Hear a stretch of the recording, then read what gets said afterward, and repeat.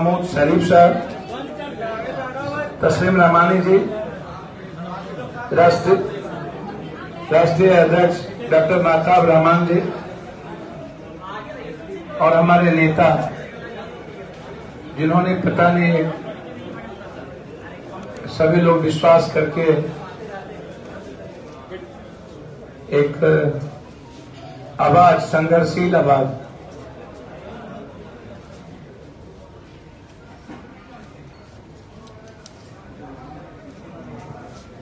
सर्वधर्म संभव के लिए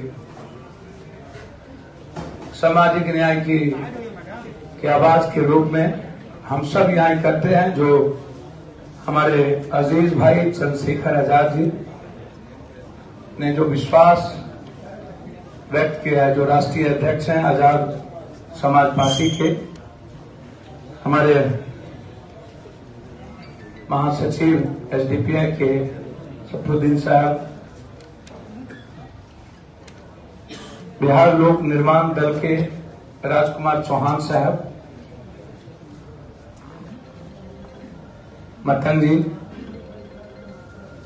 जो वाम से बीएमपी पार्टी के अध्यक्ष हैं। चार बात आज मैं कहूंगा। ये जो आपने पीडीए, प्रोग्रेसिव डेमोक्रेटिक अलायंस, ये जो आप सुन रहे होंगे, बहुत लंबे वक्तों से एनडीए और यूपीए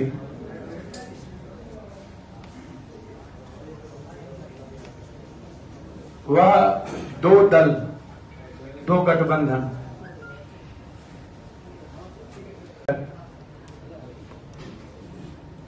एक बड़ा दिल, समुद्र से ज्यादा गहरा और हिमालय से ज्यादा ऊंचा,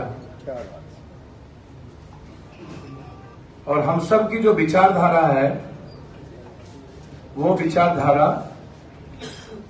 इस पृथ्वी से ज्यादा चौड़ी है।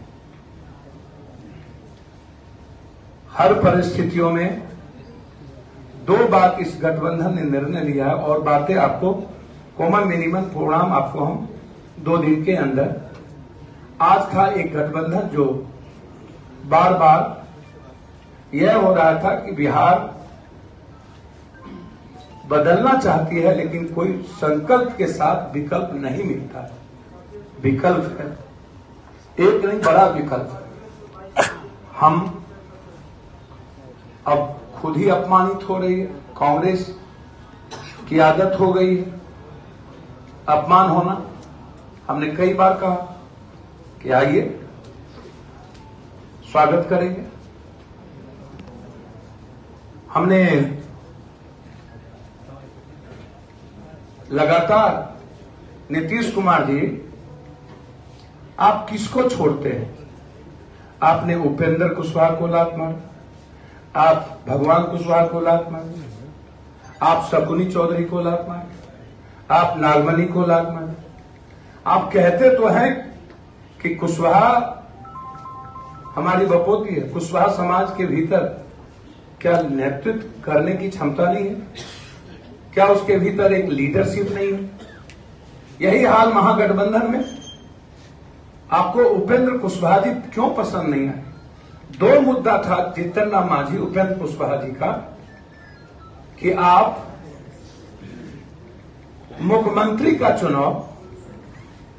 चुनाव के बाद विधायक दल के द्वारा करें, और दूसरा था कॉमन मिनिमम प्रोग्राम बनाए। तो आपको 2 मुद्दे पर भी जब इतने बड़े अहंकारियों को यह आदत नहीं थी, तो आपने एक अच्छे लीडर को आप लात मारी। और ये नीतीश जी वही हैं जिन्होंने जीतन राम मांझी को अकेला पप्पू यादव सपोर्ट के लिए खड़ा था, और ये दोनों भाई मिल करके उनका वध किया था, सम्मुख वध किया था। मुझे नहीं जानकारी जीतन राम मांझी जी, मेरे बुजुर्ग हैं, हालात और परिस्थितियां क्या रही मुझको नहीं जानता। देखिए, ये सवाल दलितों से जरूर पूछा जाता है। कभी किसी बीजेपी कांग्रेस के नेताओं से पूछ के दीजिए, शायद आपके उनके शब्द बिगड़ जाएं। मेरे तो सीधा कहना है कि मैं करने पे भरोसा रखता हूं, कहने में नहीं।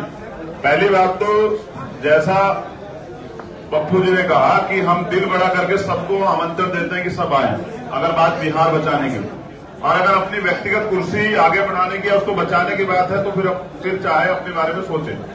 दूसरी बात, दलितों को इस देश में जाति धर्म से ऊपर उठ के अधिकार चाहिए और अधिकारों की लड़ाई को मजबूती से लड़ रहे हैं। जिस तरह के अत्याचार दलितों पर होते हैं, हमें उससे मुक्ति चाहिए।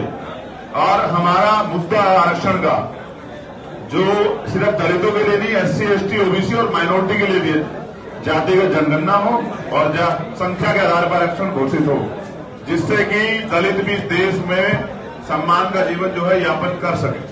तो अब जो मुद्दे हैं कॉमन मिनिमम प्रोग्राम में आपको बताए जाएंगे, और करने को तो हमने करके दिखाया कि आज जय भीम का नारा और नीला झंडा जो है बिहार में भी, जब बिहार बंद बुलाया जाता तो बहुत मजबूती से जो है गूंजता नजर आता है। धन्यवाद। क्या इसका कारण रहा?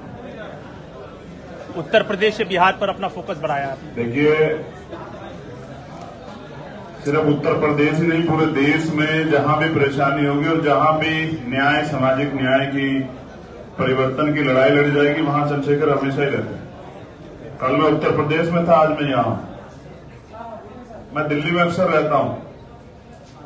मैंने वो दर्द देखा जब कोरोना में लॉकडाउन हुआ, तो जो मजदूर तबका वहां परेशान था सड़कों पे, जिसके लिए किसी के पास, ना सिर्फ सरकार के पास तो व्यवस्था नहीं थी, जिस सरकार की बात हम लोग कर रहे हैं, इन्होंने तो बस मना कर दिया कि बसें भी नहीं हमारे पास।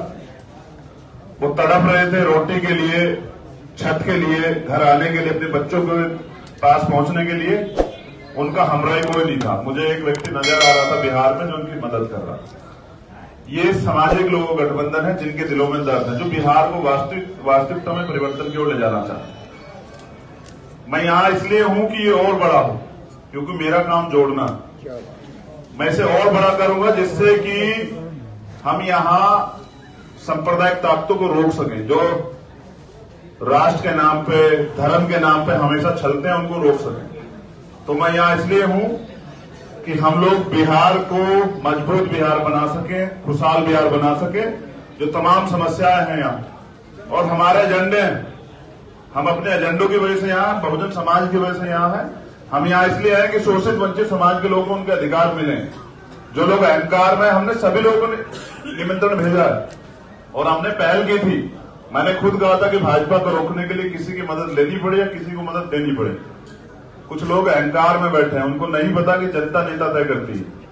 जनता वो होता है, आज का समाज नेता उसे मानता है जो उनके बीच में रहता है, जिनसे वो किसी भी समय मिल सके, जिसे अपना दुख दर्द कह सके।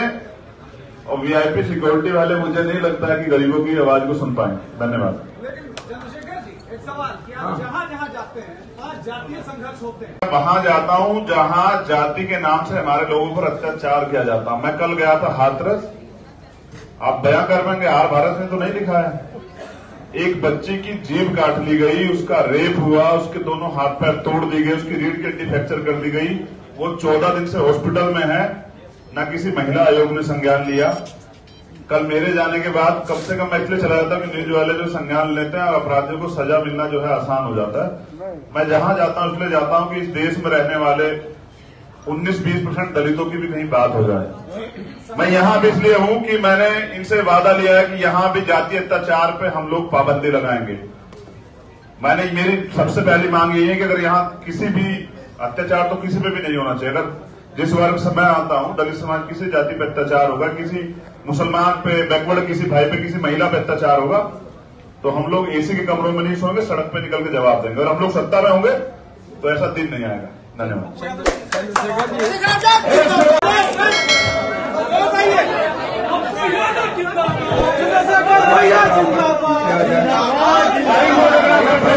जिंदाबाद।